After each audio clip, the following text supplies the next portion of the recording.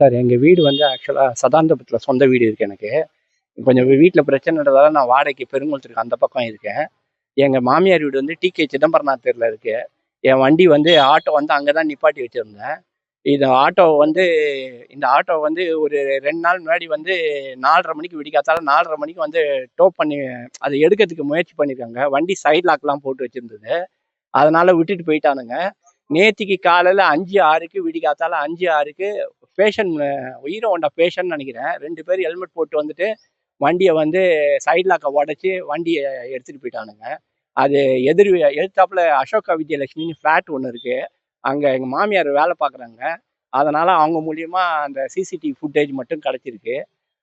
இது அது 2 பேர் பைக்கில் வந்து நிப்பாட்டிட்டு ஒருத்தன் வந்து அந்த ஆட்டோவை உடைக்கிறதுக்கு ட்ரை பண்ணுறான். அவனால் முடியல. திரும்ப வந்து இவன் போய் டார்ச் அடிக்கிறான். டார்ச் அடிச்சவன வண்டியை ஒரு வழியாக உடைச்சிட்டானுங்க.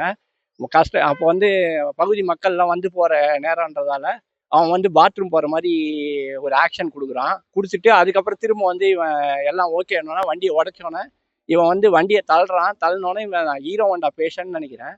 அந்த வண்டியில வந்து அவன் பைக்ல பின்னாடி காலால தள்ளி டோ பண்றாங்க.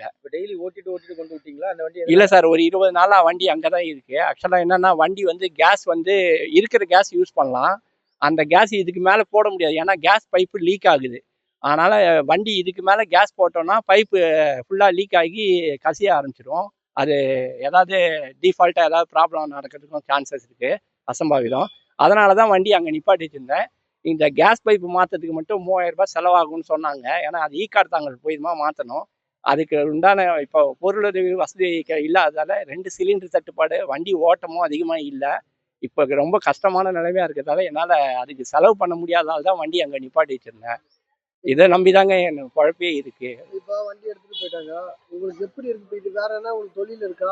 இல்லைங்க, இதை நம்பிதாங்க நான் இருக்கேன். எனக்கு வேற எதுவும் தொழில் இல்லை. இந்த ஆட்டோவை நம்பிதான் என் குழப்பே இருக்கு. என் ஃபேமிலியே இதை நம்பிதான் இருக்கு. வேற எதுவும் வாய்ப்பு இல்லை எங்களுக்கு. எனக்கு இந்த ஆட்டோவை மட்டும் எப்படியா கொஞ்சம் கண்டுபிடிச்சி கொடுத்தீங்கன்னா அந்த எப்படியாவது செலவு பண்ணி அந்த கேஸ் டியூப்பை மாற்றிட்டேன்னா என் குழப்ப ஓட்டிப்பேன் சார். அதுதான் சார், வேறு எதுவும் இல்லை சார். உங்கள் பேர் சார்? என் பேர் ராமன் சார்.